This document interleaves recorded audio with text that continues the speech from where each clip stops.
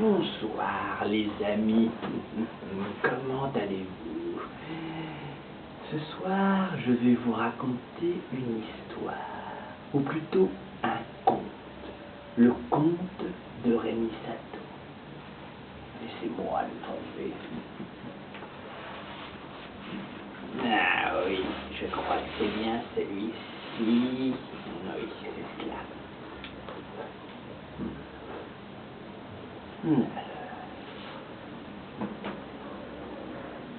Il était une fois un jeune comte qui s'appelait Rémi. Il vivait dans la contrée verdoyante d'Ondé, en plein cœur du royaume de Plaisance. Le manoir de ses parents était une vaste demeure dans laquelle notre jeune Rémi aimait passer son temps en toute simplicité. Parfois, il consentait volontiers à rejoindre ses amis du château qui le pressaient de venir faire la fête avec eux. Notre comte aimait s'amuser joyeusement avec ses compagnons avec qui il s'enivrait de tous les breuvages, déambulant parmi le peuple, errant de taverne en taverne jusqu'aux aurores. Ses sorties étaient marquées par l'excès et notre jeune homme se retrouva plus d'une fois dans des mésaventures dont il se sortit tant bien que mal.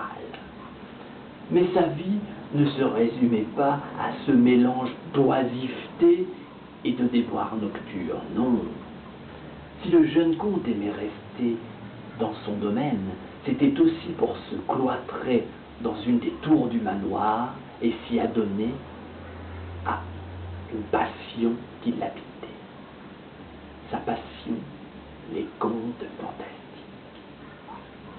Oui, il était féru de ces héros partant à l'aventure, parcourant des contrées et des contrées entières, affrontant de multiples dangers, rencontrant d'effrayantes créatures, s'aidant de magiciens, de fées, d'elfes, d'oiseaux légendaires, et tout cela pour sauver le monde ou bien sauver une princesse.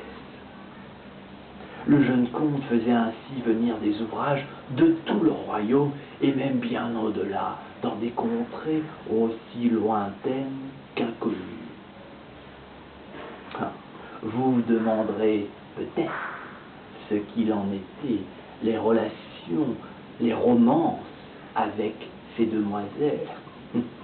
À vrai dire, notre comte s'en souciait peu aux grandes dames de ses prétendantes attirées par ce bel Apollon.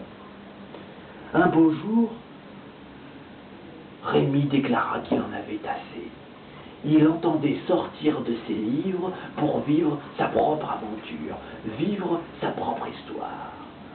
Il décida de partir vers Ponja, une vaste île lointaine qui représentait pour lui le royaume de l'imagination. Et il lui fallait absolument la découvrir. Il organisa les préparatifs pour se lancer dans un long voyage.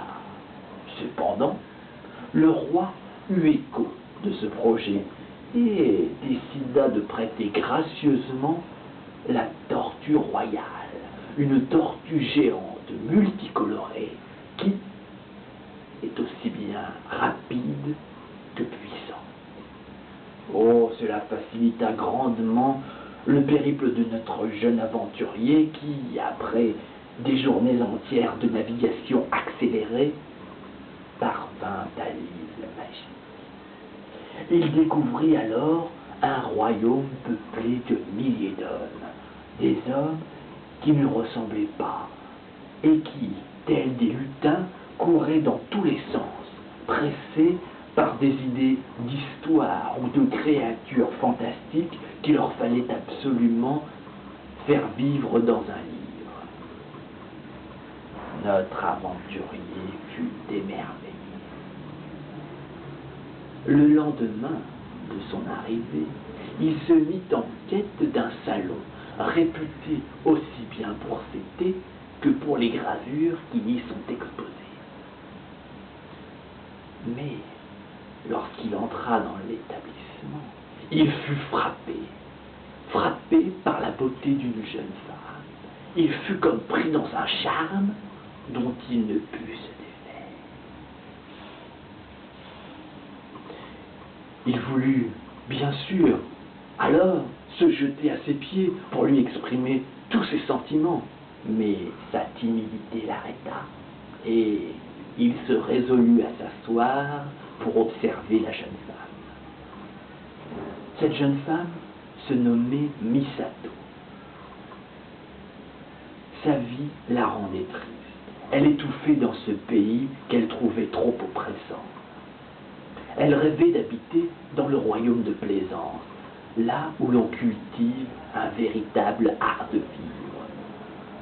Issue de la caste des artisans, elle avait d'ailleurs choisi de se consacrer à la confection de confiseries succulentes, très réputées dans le célèbre royaume de Plaisance. Sa beauté attirait un grand nombre de soupirants qui lui demandaient sa main. En vain. Elle les éconduisait tous, déboussolant alors sa famille qui ne comprenait pas son comportement. Si Misato ne remarqua pas l'arrivée du jeune comte, elle s'était subitement sentie légère, tant et si bien qu'elle en oublia son pendentif dragon, dont elle ne se séparait jamais. Après avoir suivi avec affolement le départ de la jeune femme, notre comte aperçut le précieux objet sur lequel il se précipita pour s'élancer alors après son propriétaire. Et là, la jeune femme fut introuvable dans la rue grouillante. Notre héros s'en alla d'un pas las et triste. Sa princesse avait disparu. Mais les héros ne baissent pas les bras devant la première épreuve venue. Et dès le lendemain matin, notre jeune comte se trouvait en face du salon pour son ouverture. Sa ténacité fut récompensée. Peu de temps après, Misato poussa la porte de l'établissement. Rémi, d'un pas décidé qui le surprit lui-même, s'avança à sa rencontre. Après les présentations courtoises et la remise du précieux pendentif, notre jeune comte proposa à Misato de s'asseoir avec lui autour d'une tasse d'un délicieux thé. Et c'est ainsi, sans s'en rendre compte, qu'ils passèrent la journée ensemble, à se raconter des histoires sur leur royaume, puis sur leur vie respective. Et la magie s'opéra. Nul besoin de filtre d'amour pour nos deux amants. Ils ne se quittèrent plus un instant et décidèrent bientôt de sceller leur union dans le pays de Rémi. La famille de Misato s'en attrista, mais accepta le choix de leur enfant. Assis sur le dos de la tortue royale, Rémi et Misato quittèrent Ponja et naviguèrent vers la contrée d'Ondé. À leur arrivée, ils furent accueillis par une liesse populaire. On prépara une grande fête en leur honneur où toute la contrée s'amusa joyeusement. Et c'est ainsi qu'ils se marièrent et eurent beaucoup d'enfants. Moi, quant à moi, je vous souhaite bonne nuit et à la prochaine pour une autre histoire.